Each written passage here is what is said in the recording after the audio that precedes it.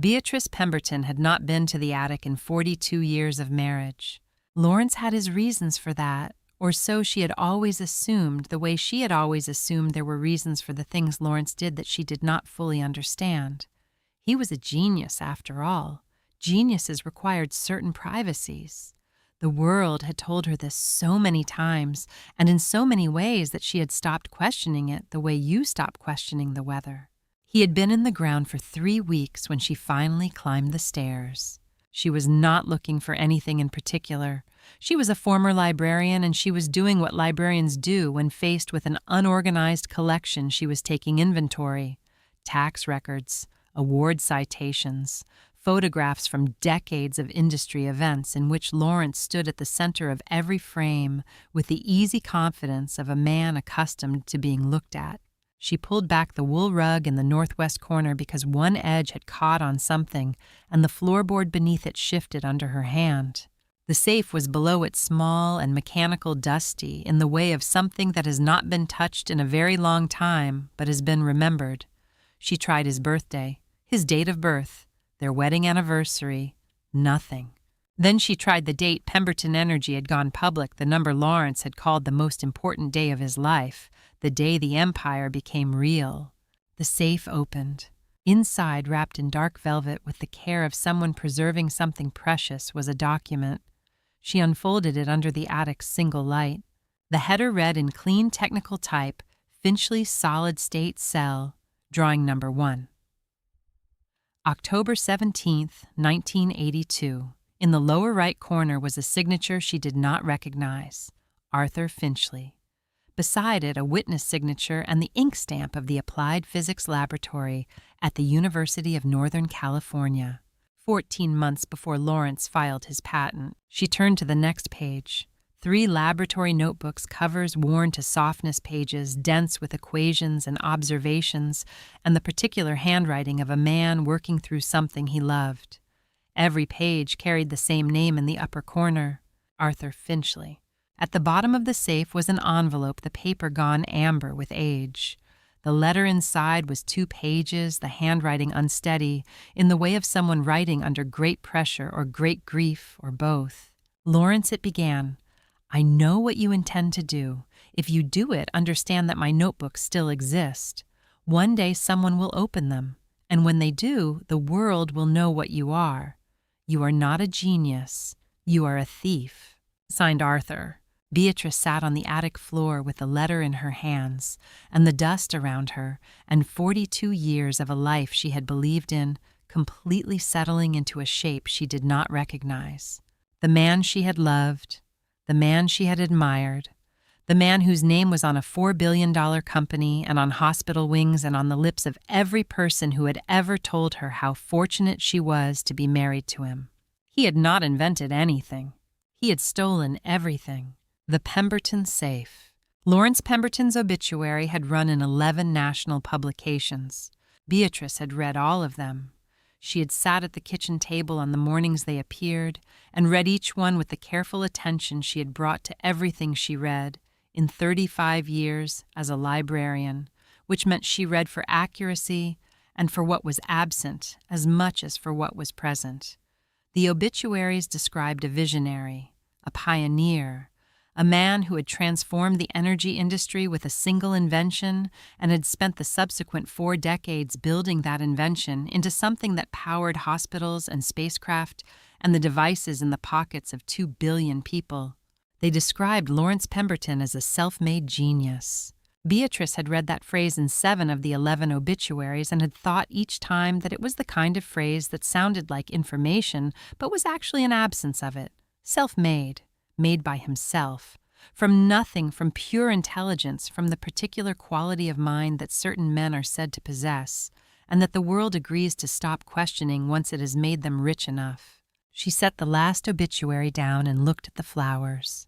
There were still flowers everywhere 3 weeks after the funeral because they had kept arriving for the first 2 weeks, and the staff had nowhere to put them and no instruction to remove them, and Beatrice had not thought to give that instruction because she had been occupied with the specific interior work of a person whose life has just changed its fundamental shape and who requires time to understand what the new shape is. The condolence letters were stacked on the credenza in the front hall. She had read those too, or enough of them to understand their pattern.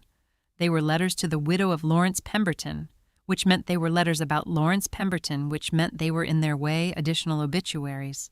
She was present in them as context, as setting, as the woman who had supported his genius for 42 years. She had been that among other things. Diana came at 10 on a Tuesday morning, which was when Diana always came when she had something to manage. She was 48 and had her father's certainty and her father's way of organizing a room around herself, without appearing to do so that conversations happened on her terms and in her structure before anyone had noticed that a structure had been imposed. She sat in the main sitting room with her coffee and her leather portfolio and looked at her mother with the expression of a woman who has a plan and considers the plan reasonable. The apartment was in Whitebridge, which was 40 minutes from the city, and was described in its own materials as a premier continuing care community with resort-style amenities. Diana had a brochure which she placed on the table between them without opening it as a signal that the option existed and had been researched. The estate, Diana explained, was primarily held through Pemberton Energy's family trust structure, which Morgan and the board would be managing in the interest of continuity. The house itself was a trust asset. There were provisions for Beatrice, naturally, a monthly income, the Whitebridge apartment, the car. It had all been structured by Lawrence's estate attorneys, whose names and firm Beatrice recognized because she had typed their Christmas card addresses for 30 years. "You'll be more comfortable there," Diana said. "The house is too large for one person, and the business side of things isn't really your world, Mom."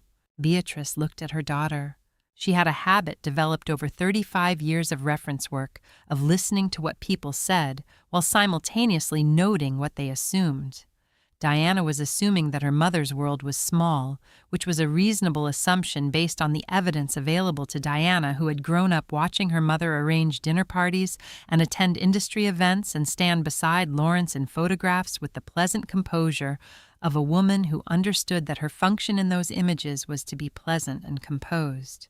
What Diana had not seen, because it had never been offered to her view, was her mother at work.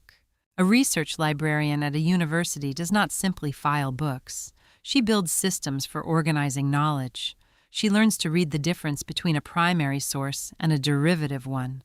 She develops the specific literacy of someone who has handled thousands of documents over decades and can tell from the weight and texture and age of a paper from the particular characteristics of a typeface, or a handwriting, or an institutional seal, whether what she is holding is what it claims to be. Beatrice had spent 35 years becoming exceptionally good at knowing when a document was authentic. She had not thought about why that skill might matter at home until 3 days before Lawrence died, when he had taken her hand in the hospital room and said something she had not fully understood. His voice had been very quiet, and his words had not been entirely clear, the way words are not entirely clear when a person is using the last of what they have to say them. She had heard "gachmai," which was not English, which did not make sense, and then she had heard "forgive me," which was English and which she had assumed was the general statement that dying people sometimes make. It was only later, sitting in the sitting room on a Tuesday morning while Diana described the Whitebridge apartment's amenities, that she understood he had said attic, not something in another language, and that "forgive me" had not been a general statement. She looked at the ceiling. The attic had always been Lawrence's space. He had been specific about this from the beginning of their marriage in a way that she had accepted without questioning the way she had accepted many things about Lawrence's specific requirements, because he was the kind of man whose requirements seemed reasonable at the time they were established, and whose habit of establishing them was so consistent that you stopped noticing you had never questioned any of them. She stood up. Diana looked at her with the expression of a woman whose conversation has been interrupted before its natural conclusion. "I'll move," Beatrice said, "but first I need to go through the attic." She picked up her coffee cup, which she had not finished, and set it on the tray, with the precision of someone who does not leave things where they do not belong. "There may be things up there that should be organized before the estate process begins." Diana's expression shifted slightly. "There's nothing up there. Lawrence used it for storage." Beatrice looked at her daughter for a moment. In 35 years of reference work, she had learned to recognize the specific quality of certainty that comes not from knowledge, but from the assumption that something has already been settled. Diana was certain there was nothing in the attic because she had never been told there was anything in the attic, which was a different kind of certainty and a less reliable one. "I'll only be an hour," Beatrice said. She left the room before Diana could redirect the conversation, which was something she had almost never done in 42 years of marriage, and was finding at 68 surprisingly straightforward. The attic stairs were at the end of the third-floor corridor behind a door she had walked past 10,000 times. She opened it and went up. The attic smelled of time. That was the first thing she noticed before her eyes had adjusted to the light from the single window at the far end, the particular smell of a space that has been sealed against the regular movement of air for a very long time. Dust and old paper, and the specific staleness of accumulated decades. She had encountered this smell in library archive rooms in the special collections vaults, where the oldest materials were kept, and she had always found it clarifying, rather than oppressive. It was the smell of things that had lasted. She stood at the top of the stairs and looked. The space was larger than she had imagined. Lawrence had never described it, and she had never asked which she now recognized as one of a series of things about their marriage that she had accepted as normal, because the alternative was to notice them, and noticing them would have required her to ask questions that Lawrence's particular manner of occupying a room had always made feel unnecessary.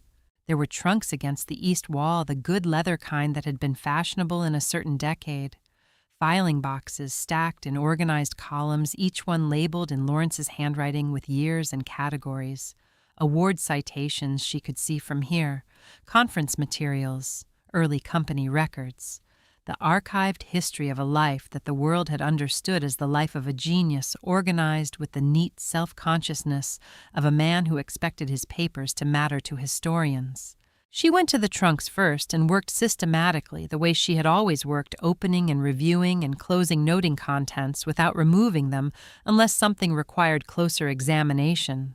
Tax records from the early years, photographs she had not seen before Lawrence at conferences, Lawrence at universities, Lawrence with his hand on the shoulder of various people she did not recognize.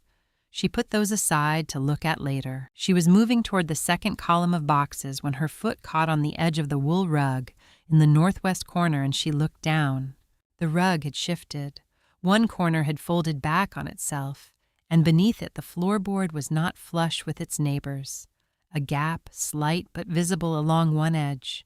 The board was the same wood and the same age as the surrounding floor, but it sat differently, the way a page sits differently, when it has been removed from a book and replaced the fiber memory of the binding no longer holding it in its original position.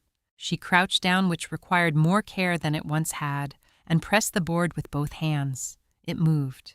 She worked her fingers into the gap and lifted it, and below was a space perhaps 10 inches deep, and in the space was a safe. It was small and mechanical, the kind that predated electronic keypads, a combination dial in gunmetal gray that had accumulated a light surface rust but was structurally intact. The kind of safe that was built to last, because it was built in an era when things were built to last. She sat back on her heels and looked at it. Lawrence had put this here himself. Had cut the space in the floorboard, or had it cut, had installed the safe, had replaced the board, had placed the rug over it, and had not told her. 42 years. She had walked past this corner of a room she never entered for 42 years while this sat beneath the floor. She tried his birthday. Nothing. Their wedding date. Nothing. She sat for a moment and thought about what date Lawrence would have considered the most significant of his life, the date that represented the apex of what he believed he had built. He had told her once at a dinner celebrating the company's 30th anniversary that the IPO was the day he understood that what he had created would outlast him. He had said it with the particular quality of satisfaction that she had always taken as the natural feeling of a man who had made something real. She entered the IPO date. The mechanism turned and the door swung open. Inside, resting on the base of the safe, was a bundle wrapped in dark velvet and tied with a narrow ribbon that had once been black and had faded to a soft gray. She lifted it with both hands. It was lighter than she expected and heavier than she expected simultaneously, the way things are when their physical weight is less than their actual weight. She set it on the floor and untied the ribbon and opened the velvet. The drawing was on top. She had handled technical documents in the university library's engineering collection for years. She knew what a properly executed technical drawing looked like, the specific conventions of labeling and notation and authentication that distinguished a working document from a copy or a draft.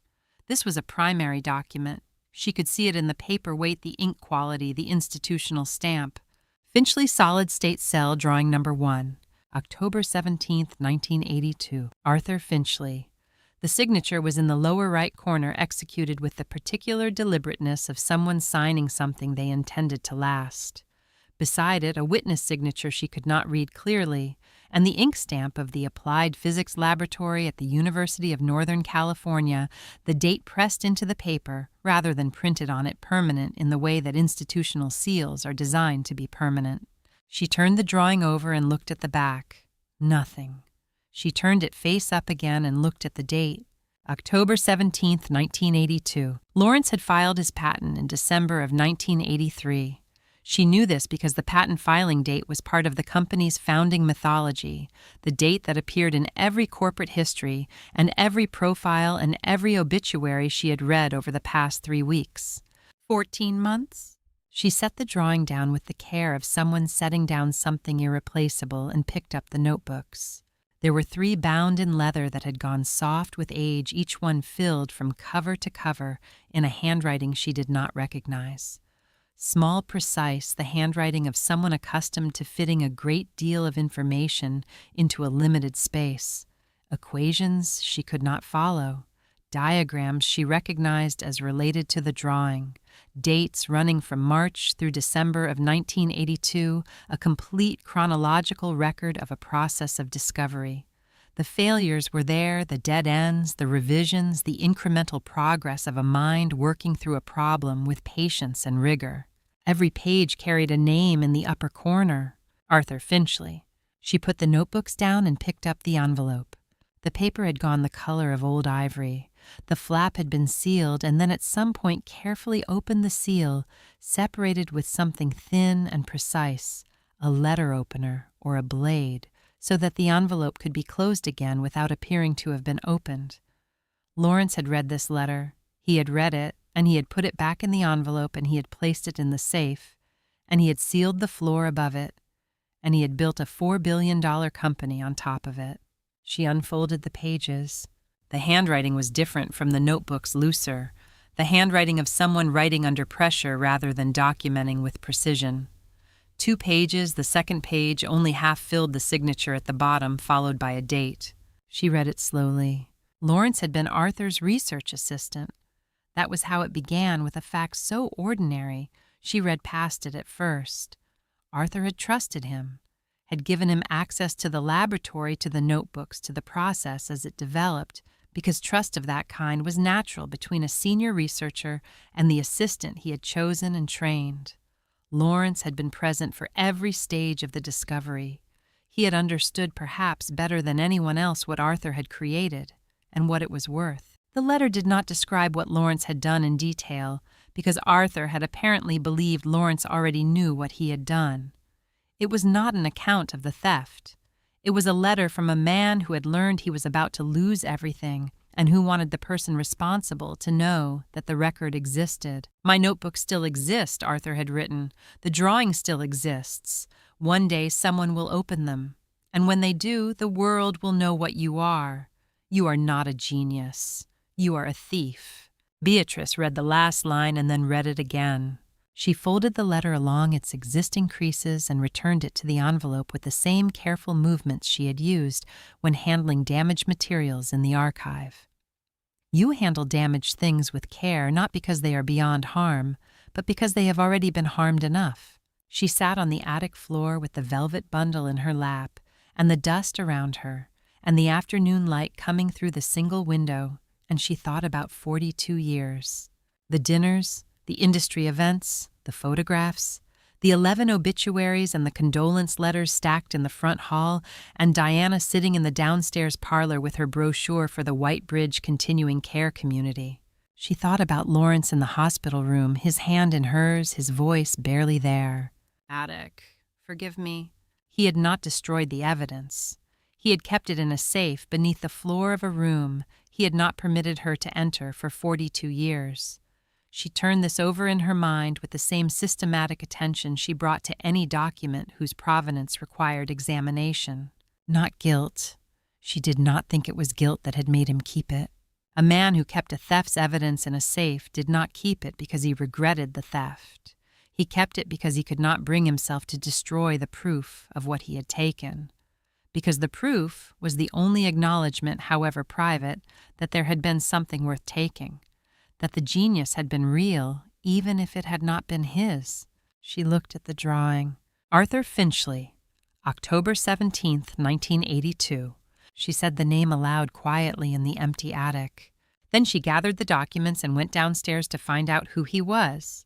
She went to the university on a Wednesday morning. She had called ahead, which was habit, and had spoken to the current head of special collections, a woman named Dr. Aldridge, whom she did not know, and had explained that she was a former staff member researching a matter related to the university's history in the early 1980s. Dr. Aldridge had been courteous and had said the archive would be available. Beatrice drove the 40 minutes to campus with the documents in a flat archival box she had taken from the supply closet in Lawrence's study, which was where she had always kept archival materials because Lawrence's study had the most stable humidity in the house, and she had learned early in her career that documents preferred consistency. She had wrapped the velvet bundle inside acid-free tissue and placed it carefully in the box and set the box on the passenger seat.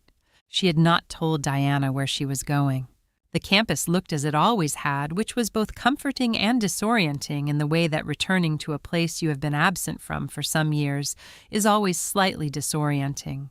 The library was where she had left it naturally, a mid-century building that had been expanded twice since she started working there in 1975, and that still had in its original wing the particular smell of institutional carpet and old wood and the climate-controlled air that good libraries maintain because the materials require it. She signed in at the special collections desk and was taken to the reading room. She had not told Dr. Aldridge what she was specifically looking for, which was a professional habit. You tell a librarian the category and let the librarian find the path because librarians know their collections in ways that are not entirely systematized and that require conversation rather than query. She asked for the faculty records from the Applied Physics Department, 1978 through 1986. She asked for the university newspaper archives for the same period. She asked for the Patent and Technology Transfer Office records if they were accessible.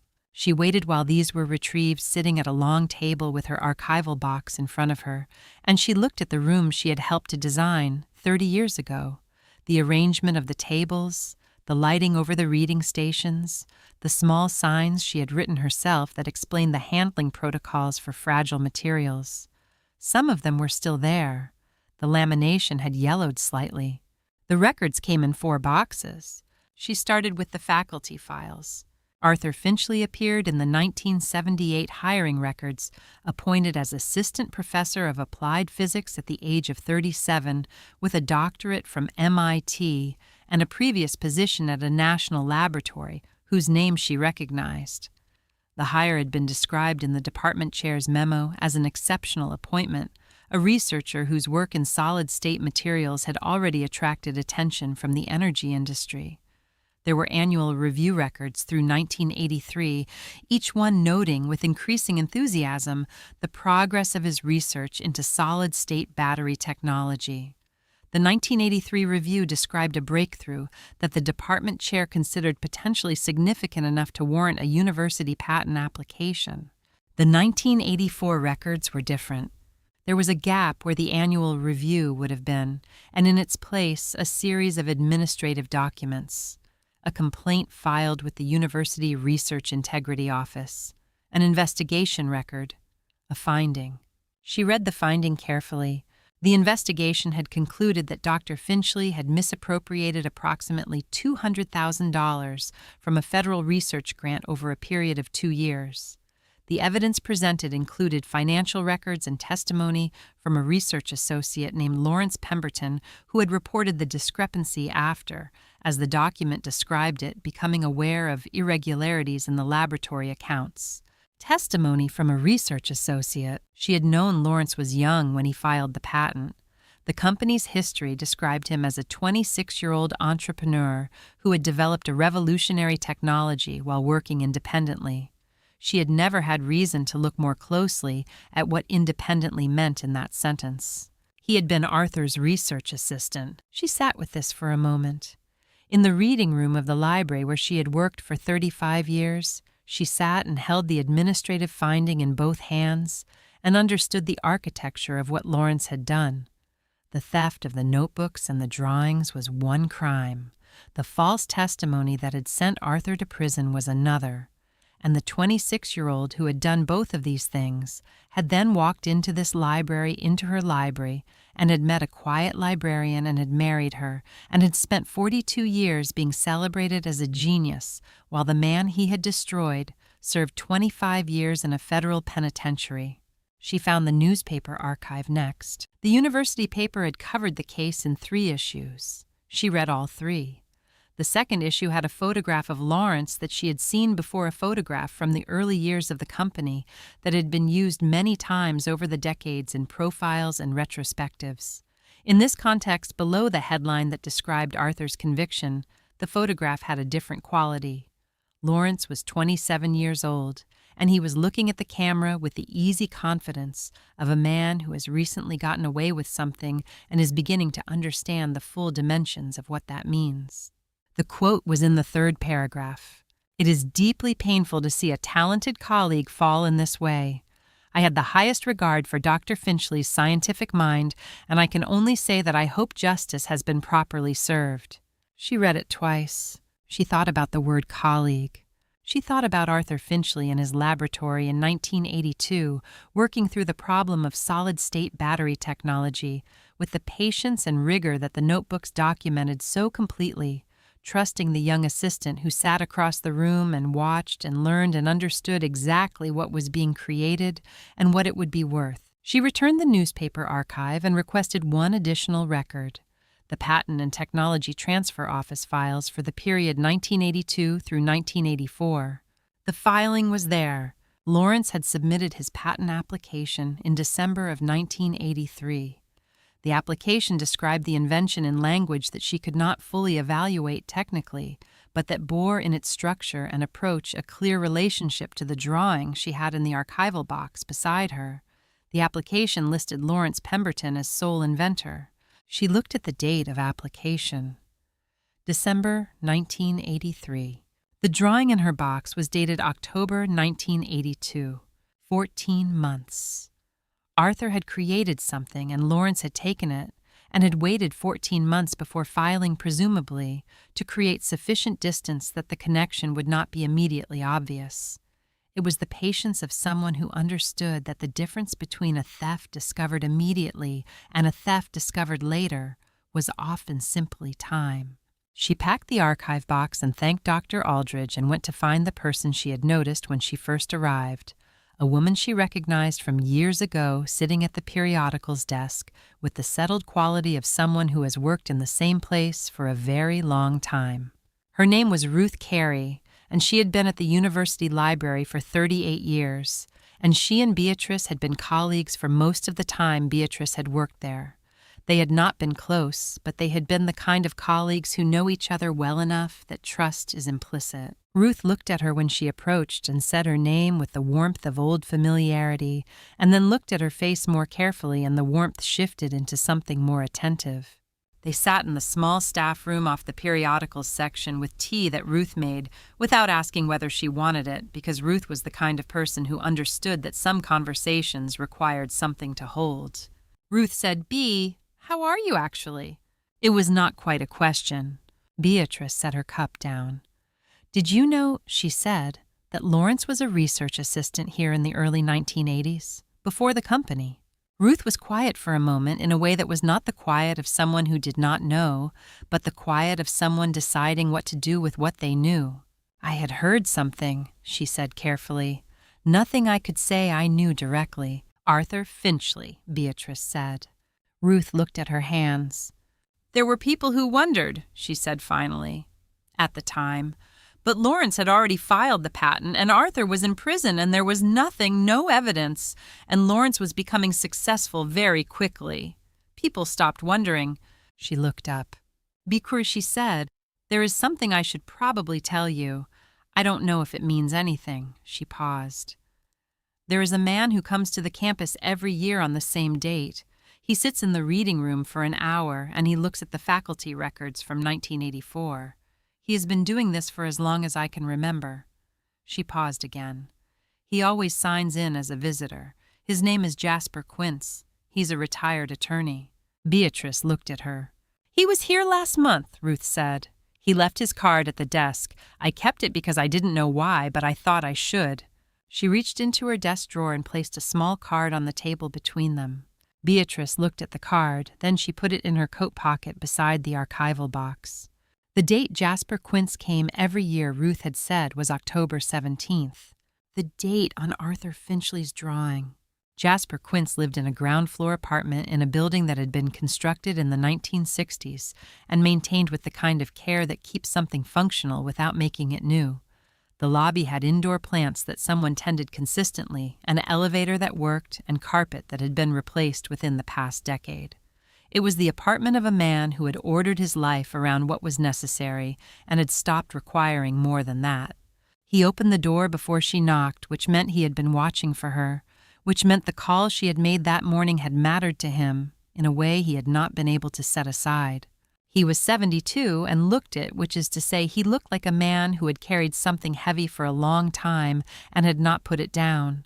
He was thin and had the slight stoop of someone who had spent decades at a desk, and his hands, when he shook hers, had the careful quality of hands that had once been precise and were still trying to be. He made tea without asking and brought it to the small table by the window where he had already placed a manila folder, which told her that he had been preparing for this conversation before she arrived, had perhaps been preparing for it for longer than this morning. She placed her archival box on the table beside the folder. They looked at each other for a moment with the mutual assessment of two people who understand that what they are about to discuss is serious and who are each determining whether the other is prepared for the seriousness of it. He said, "You found the safe." It was not a question. She noted this. "Lawrence told you about it," she said. "Not directly, but I knew Lawrence. I knew the kind of man who would keep something like that rather than destroy it." He wrapped both hands around his tea. "I hoped for many years that he had destroyed it, that there was nothing left. And then I would go to the library on the 17th of October, and I would sit with the faculty records, and I would remind myself that hoping was not the same as knowing." He had been 28 years old when he was working at the Patent Office in 1983. He described the work with the precision of someone who had reviewed those months many times in memory. It was examination work, routine in its structure, but requiring a specific kind of literacy, the ability to read a technical application and assess its relationship to what had already been filed and what was known in the field. Lawrence's application had come across his desk in December. He had recognized the technology immediately, not because he knew Arthur Finchley personally, but because Arthur's preliminary filing had been in the system. Arthur had submitted an initial registration in early 1983, a provisional application to establish priority while he completed the formal documentation, the kind of filing that researchers make when they know they have something and want to protect the date while the paperwork catches up. The provisional application had been assigned a case number and had been pending when Lawrence's full application arrived. The provisional application and Lawrence's full filing described the same technology. He had flagged it, had written an internal memo noting the potential conflict and recommending that the examiner request additional documentation from both parties to establish independent development or prior art, had sent the memo up the chain. 3 days later, Lawrence Pemberton had appeared at his office. Jasper stopped here and looked at the window for a moment.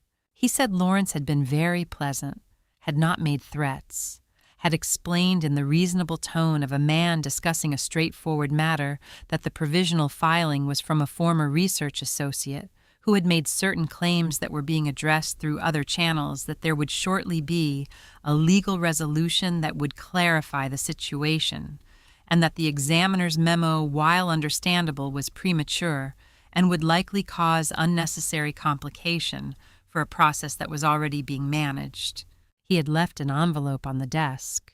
Jasper had not opened it until after Lawrence left. Inside was enough money to matter significantly to a 28-year-old government examiner. He had kept the money. He had withdrawn his memo. Lawrence's patent had been approved without further complication. Arthur's provisional application had been allowed to lapse for non-payment of the completion fee, a fee that was not large, but that Arthur, by the time it came due, was facing criminal charges and had no access to funds. "I have told this story to no one," Jasper said. "Not to my wife, not to my children.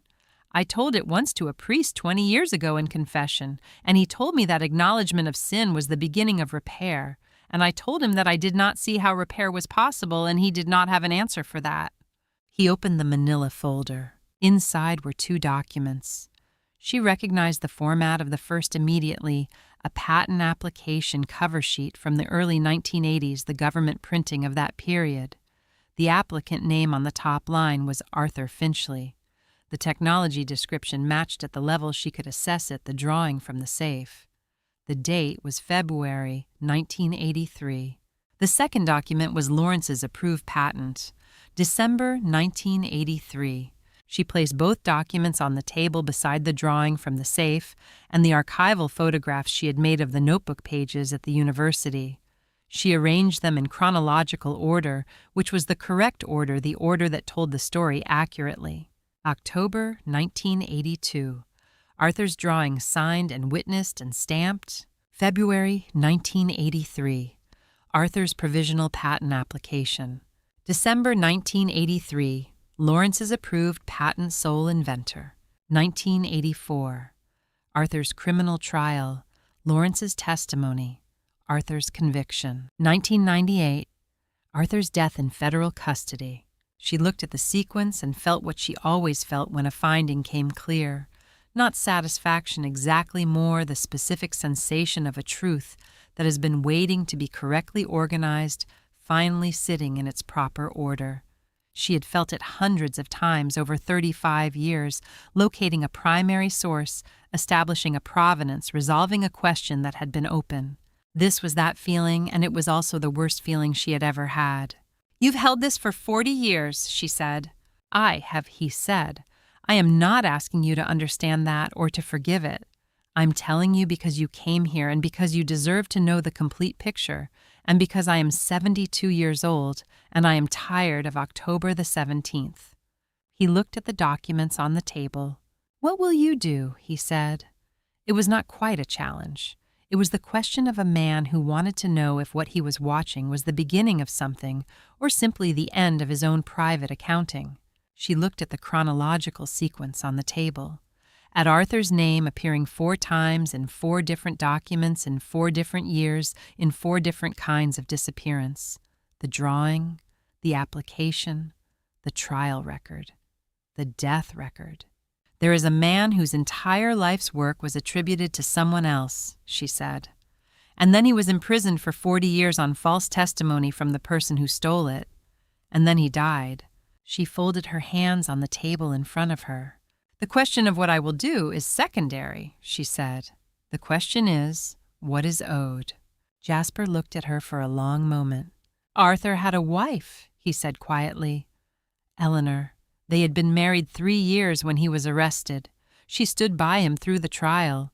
She visited him in prison for the first 8 years until the visits became more painful than the absence, and then she stopped." He paused. "After he died, she moved. She has lived quietly. She is 66 years old." "Where?" Beatrice said. 20 miles from here," he said. "I have her address. I have checked periodically that she was still there. I don't know why. Perhaps because I owed Arthur something, and this was the only form that debt could take." He reached into the folder and removed a small piece of paper and placed it on the table. Beatrice looked at it. Then she placed it in her coat pocket with the same care she had used for every document she had handled since the attic. She stood.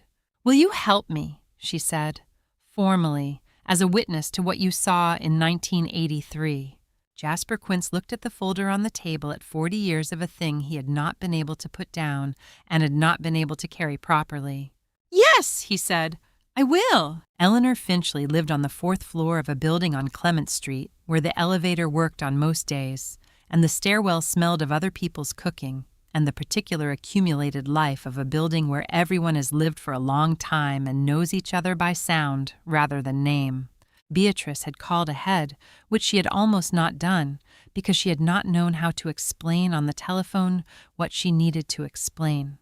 She had said only that she had information about Arthur Finchley that she believed Eleanor deserved to have, and that she would understand completely if Eleanor did not want to receive it, and that she would come at whatever time was convenient, or not come at all if that was Eleanor's preference. Eleanor had been quiet for a long moment. Then she had said Thursday at 2 and had given the address and had ended the call before Beatrice could say anything further. The door opened before Beatrice knocked, which meant Eleanor had also been watching for her. She was 66, which Beatrice knew, but the number had not prepared her for the specific quality of Eleanor Finchley's.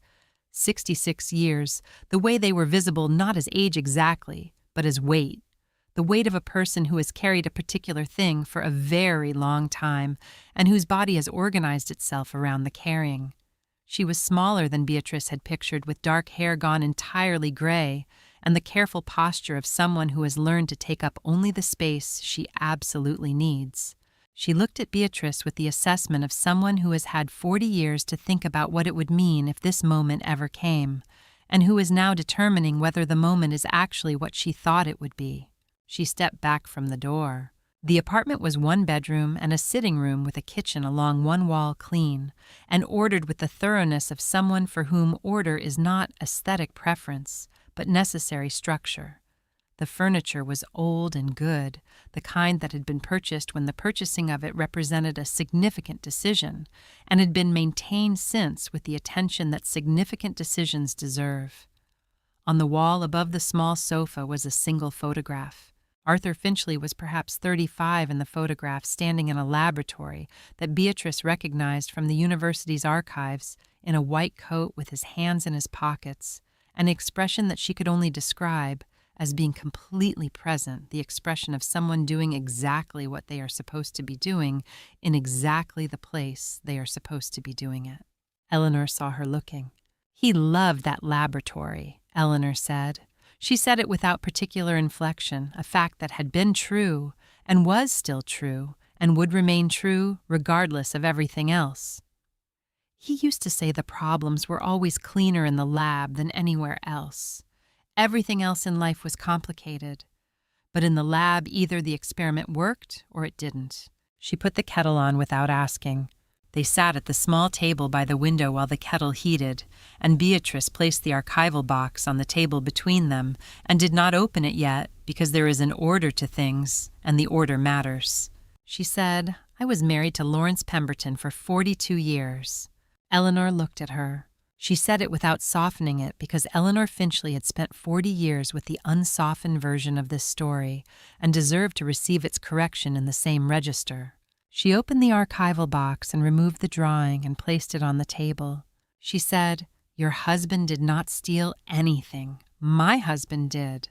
Eleanor looked at the drawing, at the header, at the date, at the signatures in the lower right corner, at the laboratory stamp with its institutional permanence.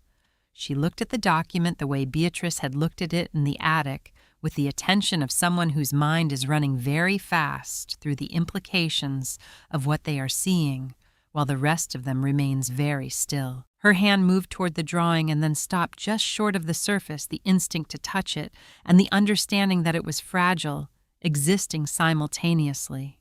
Beatrice said, "You can touch it." Eleanor placed 2 fingers on the paper beside Arthur's signature.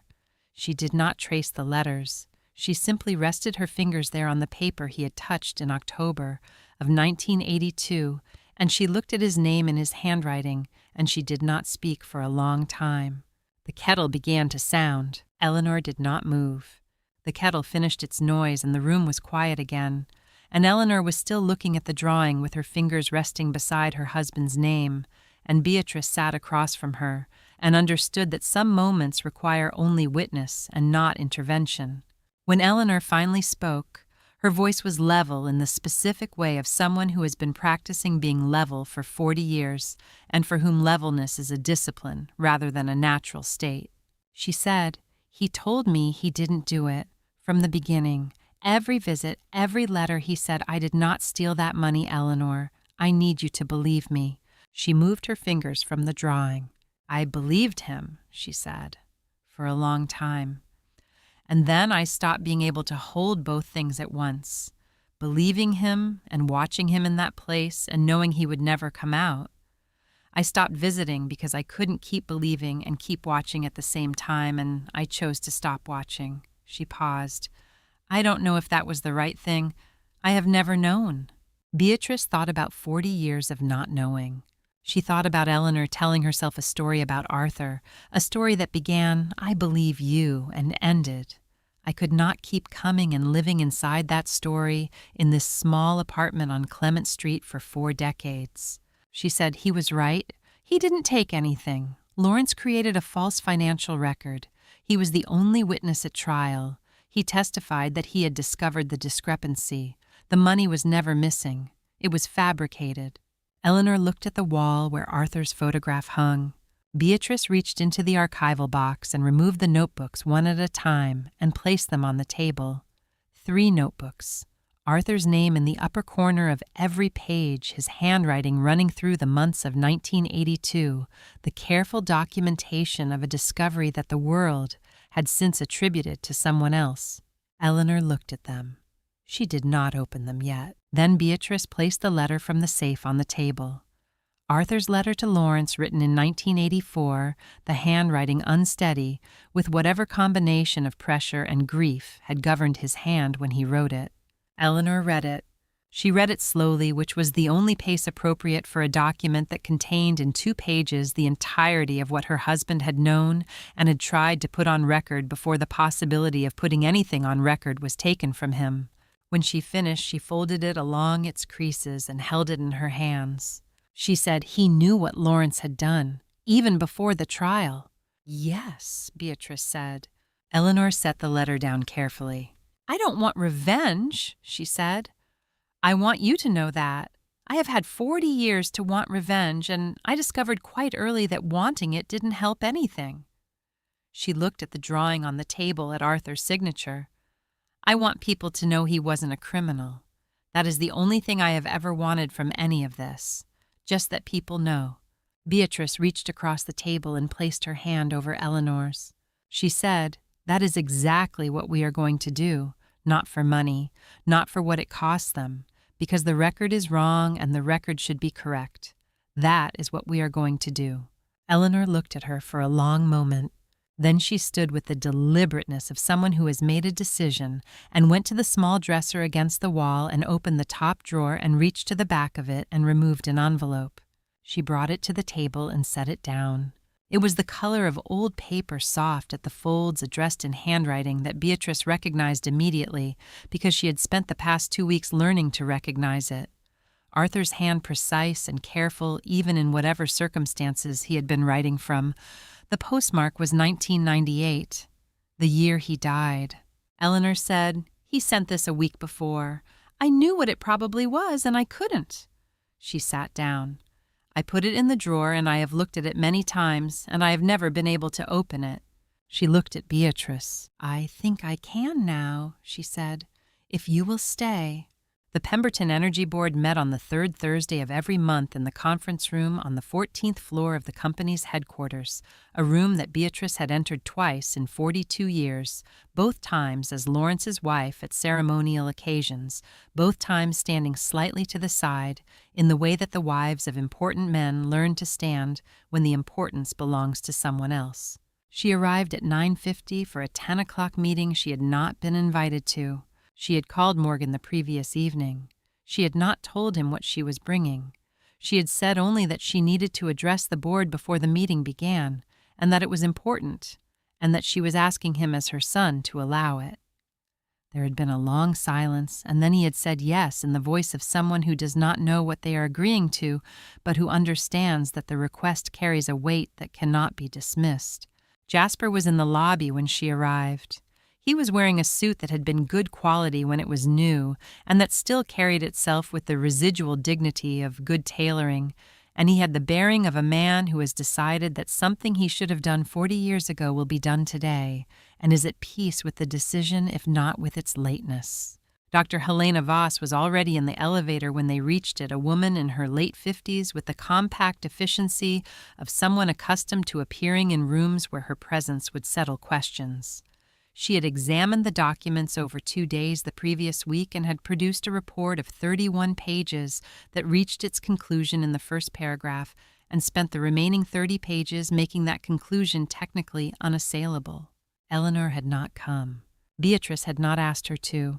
Eleanor had done what she needed to do by existing by being 66 years old in a small apartment on Clement Street with 40 years of a wrong understanding of her husband's life, by opening the letter from the drawer and reading it with Beatrice beside her, by saying afterward in the quiet of that small room that she trusted Beatrice to carry what needed to be carried into whatever room it needed to reach. The receptionist on the 14th floor looked at Beatrice with the uncertain expression of someone who recognizes a face from photographs but cannot reconcile the person in the photographs with the person standing in front of her, because the person in the photographs had always been adjacent to Lawrence, and the person standing here was alone and was carrying an archival box with the purposeful ease of someone who knows exactly what she is carrying.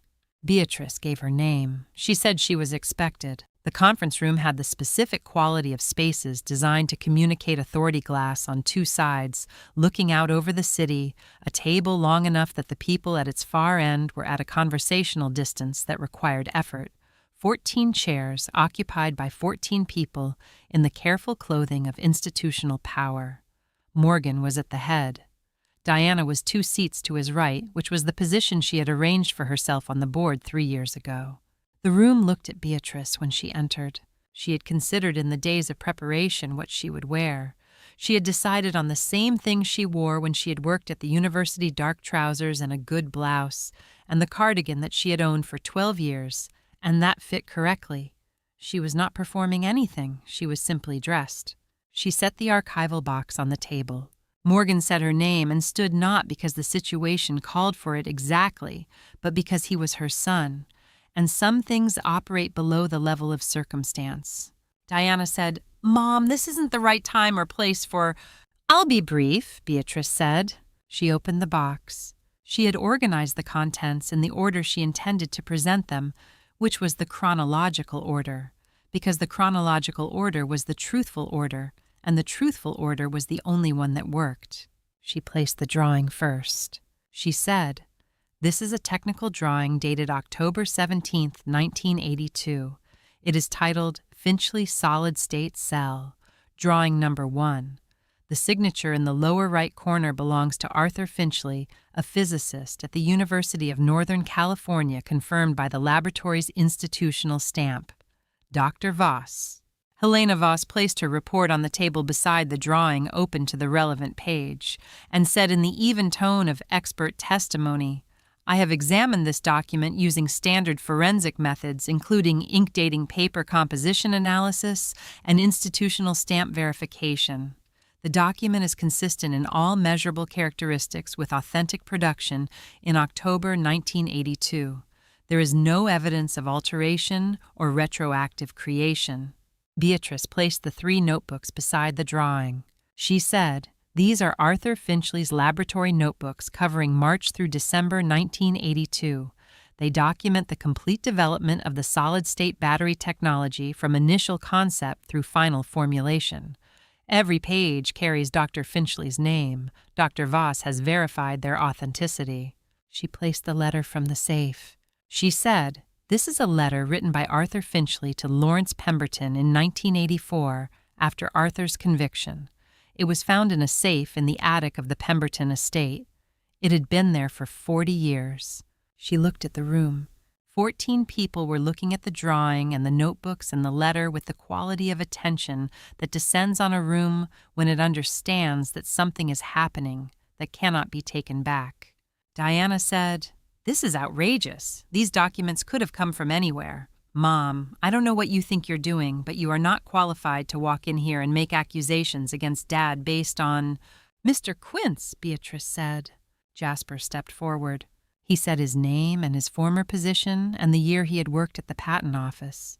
He described in the careful language of a man who has rehearsed accuracy rather than impact what he had seen in 1983, and what he had done and what he had not done.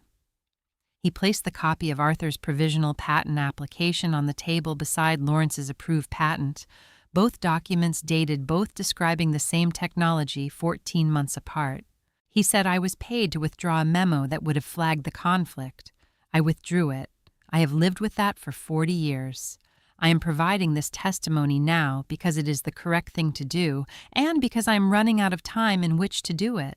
Diana said, "This is a conspiracy. This is—" Morgan said, "Diana." One word, Diana stopped. Morgan had not spoken since Beatrice entered the room. He had sat at the head of the table with his hands flat on the surface and his eyes moving from document to document with the expression of someone performing a calculation that he does not want to complete. He was 45 years old. He had grown up with Lawrence's genius as the founding fact of his life, the thing around which everything else had organized itself. His father's intelligence, his father's vision, the stories Lawrence told about the laboratory, about the breakthrough, about the moment of understanding that had changed everything.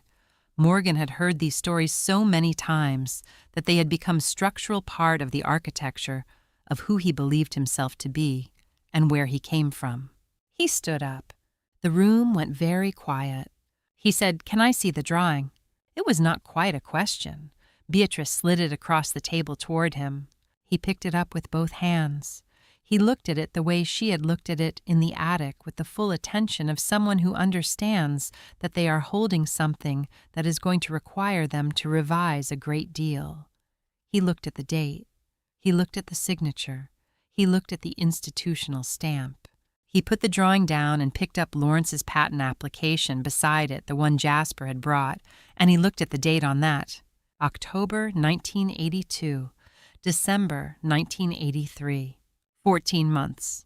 She watched her son's face go through several things, none of which she could have named precisely, before it arrived at the expression that it settled into. It was not anger. It was not denial. It was the expression of a man who has just understood something that cannot be ununderstood, and who is deciding in real time what kind of person he is going to be about it. He set the patent application down. He said, "Dad lied to all of us." His voice was not loud. It had the quality of something said into a very large quiet, a stone dropped into deep water, the sound small and the displacement not. Diana made a sound that was not words. Morgan looked at his mother. She looked back at him and said nothing because there was nothing she needed to say. She had brought what needed to be brought into this room. What happened next was not hers to determine. It was his. The story broke on a Friday morning. Beatrice was sitting at the kitchen table in the Pemberton estate with her second cup of coffee when her phone began to ring for the first time, and by the time she had decided not to answer it, it had rung 4 more times from 4 different numbers she did not recognize. She turned the phone face down and looked out the window at the garden that she had tended for 38 years, and that looked exactly as it always had, which was its own kind of information. She had given the documents to a journalist the previous afternoon.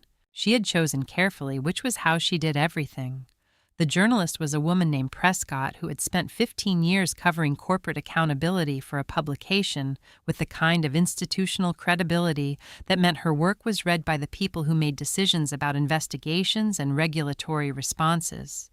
Beatrice had sent her a message through the publication's general contact form, 2 days after the board meeting, which had given her time to prepare the accompanying documentation correctly labeled and cross-referenced in the way that a librarian prepares materials that need to be navigated by someone who did not create the system. Prescott had called within the hour. They had met the following morning. Beatrice had laid out the documents in chronological order on the table in Prescott's office and had explained each one in sequence with the same precision she would have used to orient a graduate student to a new collection. Prescott had published the following day. The article was long and carefully sourced and contained the full forensic report from Dr. Voss, the testimony of Jasper Quince identified by name and former position, and a timeline constructed from the documents that was Beatrice felt accurate in every particular.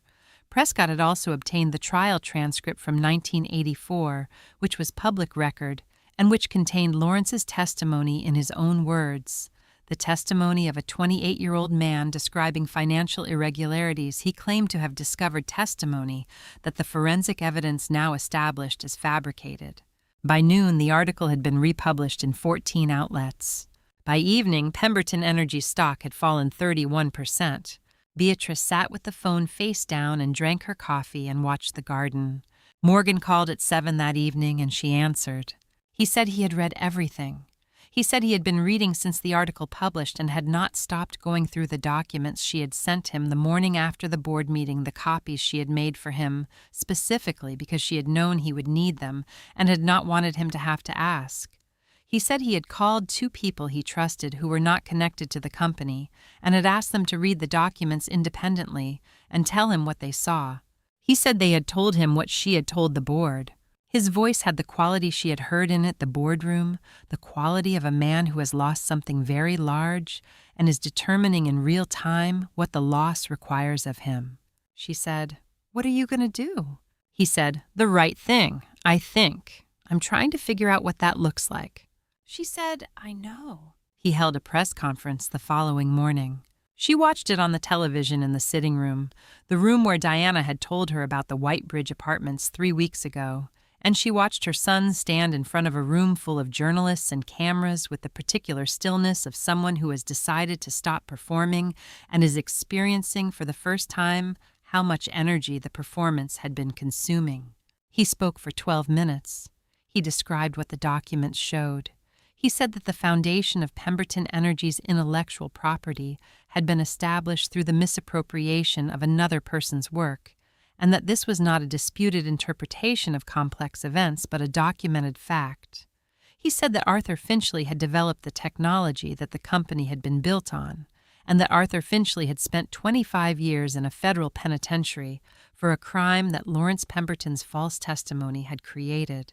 He said that he had spent 45 years believing a story about his father that was not true, and that he did not think the correct response to discovering that was to protect the story. He said he was resigning as CEO effective immediately. He said the board would appoint an interim executive and would cooperate fully with the Patent Office investigation and any related legal proceedings. He said one more thing at the end, which she had not expected. He said that his mother had found the truth and had brought it forward, and that he believed this had required more courage than most people would understand, and that he was grateful to her, and that he was sorry it had taken this long. Diana arrived at the estate at 3 p.m. Beatrice heard the car in the drive, and then the front door, and then Diana's footsteps, which she had known since Diana was old enough to walk, and which carried even now the particular quality of a person who moves through spaces with the assumption of ownership. Diana came into the sitting room and looked at her mother. She had been crying for some time, which was visible, and she had not done anything about this which was less characteristic.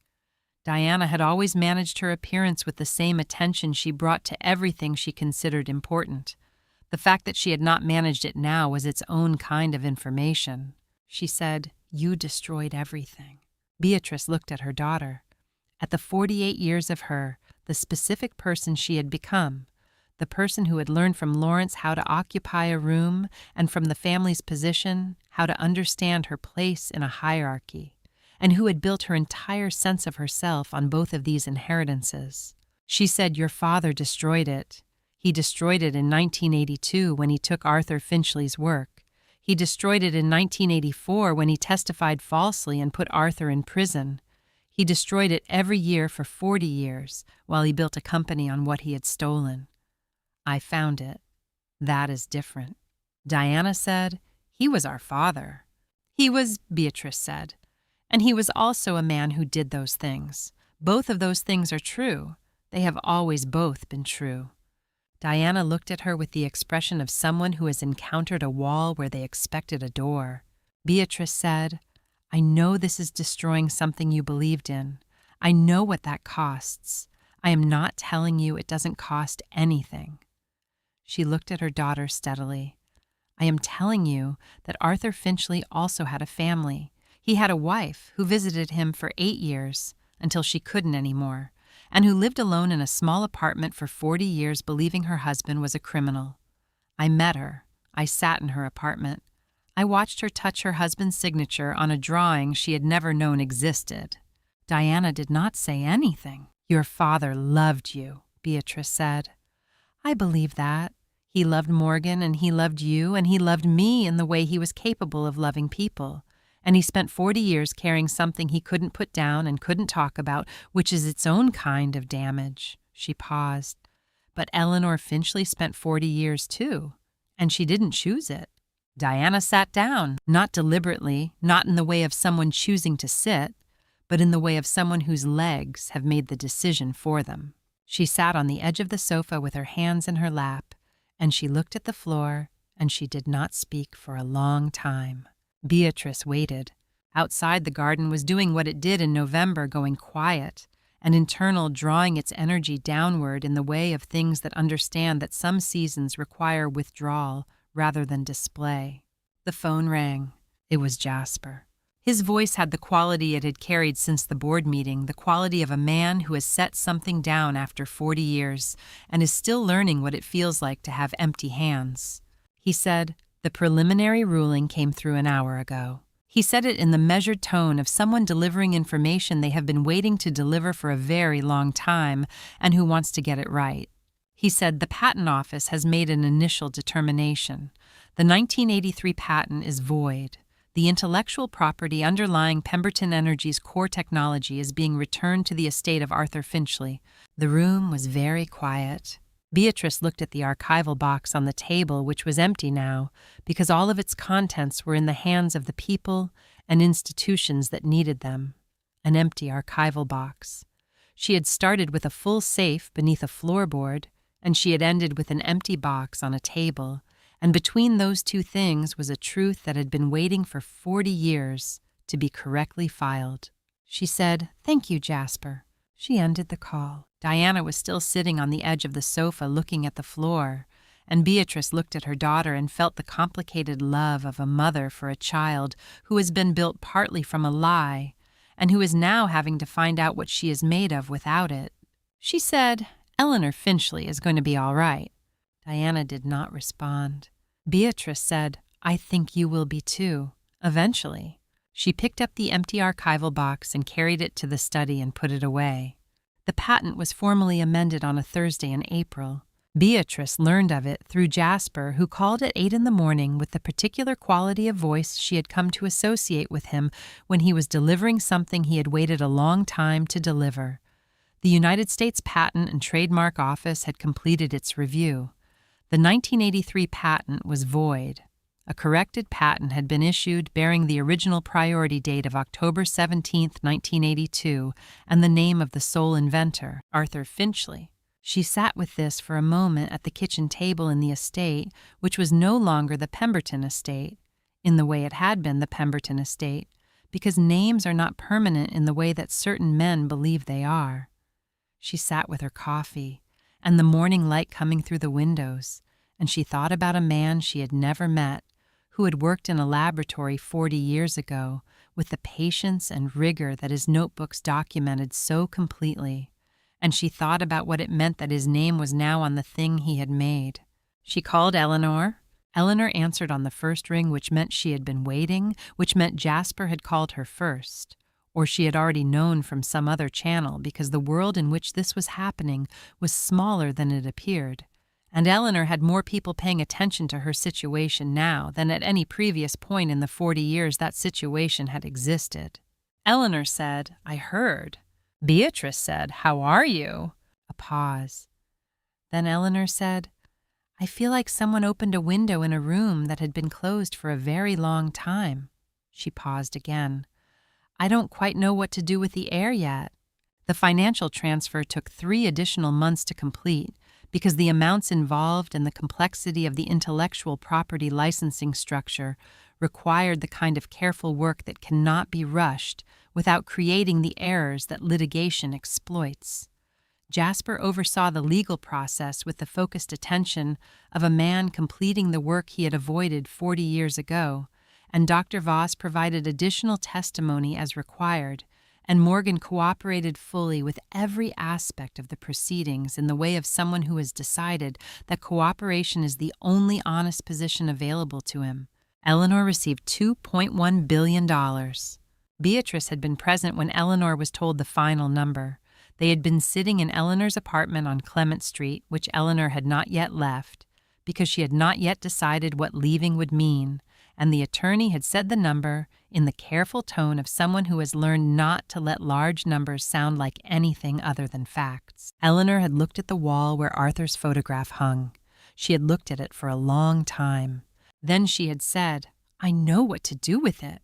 The Arthur Finchley Foundation was established in June. Its purpose was specific and deliberately modest in scope, which was characteristic of Eleanor, and which Beatrice had come to understand was also characteristic of Arthur, based on everything she had learned about him over 6 months of reconstructing a life from documents and testimony.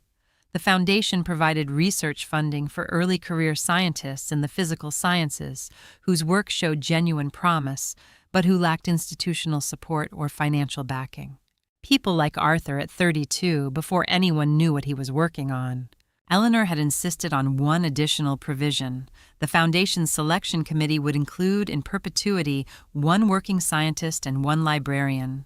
She had looked at Beatrice when she said this, and Beatrice had understood without it being explained.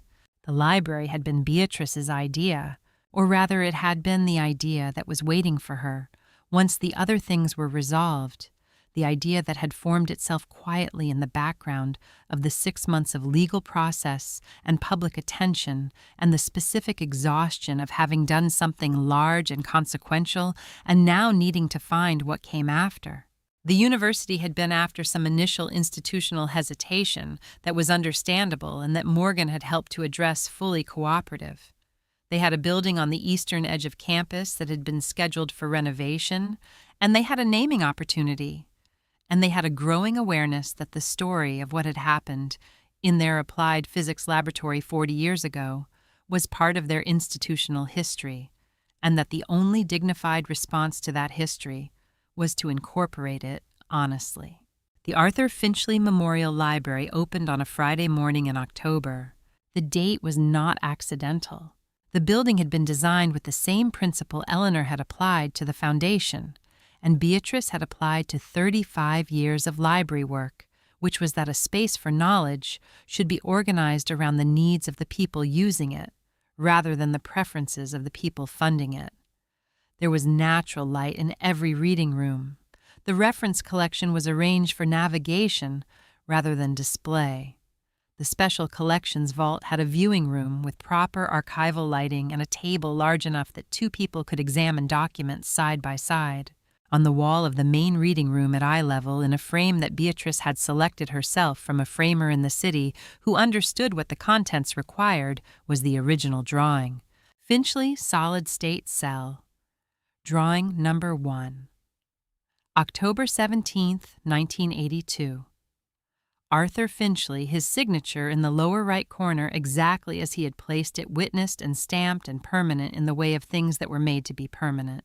Beside the frame, a small placard, the drawing's provenance accurately stated, the date of the patent correction, the name of the foundation. Eleanor and Beatrice cut the ribbon together. Eleanor's hands were steady, which Beatrice noted because she had expected otherwise, and was glad to be wrong. Morgan stood behind them with the expression of a man who is present at something that is costing him a great deal, and who has decided that the cost is correct. Diana had not come, which was her right, and which Beatrice had accepted in the way she had come to accept many things about her daughter, with love and without resolution. There were students in the building within the first hour. Young people with laptops and notebooks settling into the reading rooms with the natural ease of people occupying a space that has been designed for them. Beatrice stood in the doorway of the main reading room and watched them and felt what she had felt at the conclusion of every reference question successfully resolved in 35 years of work, the specific satisfaction of a need correctly met. In the late afternoon, after the opening events had concluded and the staff had begun the ordinary work of a library finding its rhythm, Beatrice went alone to the main reading room. She stood in front of the drawing. She had looked at it many times over the past 6 months in the archival box, on the boardroom table, in the patent office examiner's hands, in the journalist's office, in Eleanor's apartment.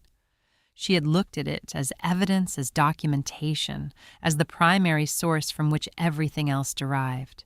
She looked at it now as what it also was, a man's work, a particular mind's encounter with a particular problem documented in the specific language of technical drawing with the care of someone who understood that the record mattered. October 17th, 1982, a Thursday, she had looked it up. A man in a laboratory on a Thursday in October completing something he had worked toward for years, signing his name to it because it was his. She placed her hand against the glass of the frame beside the signature. She said, "Thank you for not giving up." She meant the letter he had written to Lawrence, which was an act of not giving up. She meant the notebooks, which were an act of not giving up. She meant the letter he had sent to Eleanor from prison, which she had read at Eleanor's table, and which had contained in its final paragraph something she had thought about many times since. Arthur had written that he did not know if the truth would ever be known. He had written that he had tried to ensure it could be known if someone ever looked. He had written that this was the only thing left available to him, and that he had done it because he believed that the record, however imperfect, was worth keeping. The record was worth keeping. She lowered her hand. She was 68 years old, and she had spent 35 years as a librarian and 42 years as a wife, and 6 months as the person who had opened a safe and followed what was inside it to its correct conclusion. She did not know what came next with the precision she would have preferred. She knew that Eleanor was establishing a foundation, and that Morgan was finding his way towards something he could stand behind, and that Diana was somewhere in the process of dismantling a story she had lived inside and determining what was underneath it. She knew that a journalist had called that morning and asked if she had regrets. She had thought about the question with the attention it deserved, because it deserved attention. She had said, "I didn't destroy my husband's legacy. I returned it to its rightful owner. That isn't destruction. That is a debt repaid." The journalist had asked a follow-up question. She had not answered it. Some conclusions are complete as they are and do not require elaboration.